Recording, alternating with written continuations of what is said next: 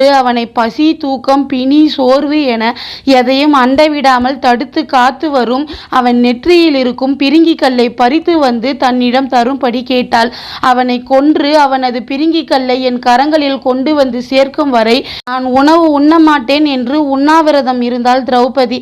அதை அருகில் இருந்து கேட்டுக்கொண்டிருந்த கிருஷ்ணர் திடுக்கிட்டு போனார். ஏனென்றால் அஸ்வத்தாமனுக்கு பிரம்மசீரா என்ற திவ்ய அஸ்திரத்திற்கான மந்திரம் தெரியும். பாண்டவர்களோ அல்லது பீமனோ அஸ்வத்தாமனை கொல்ல சென்று அவன் பிரம்மசீரா அஸ்திரத்தை செலுத்திவிட்டால் அதன் விளைவுகளை கிருஷ்ணரால் கூட தடுக்க முடியாது.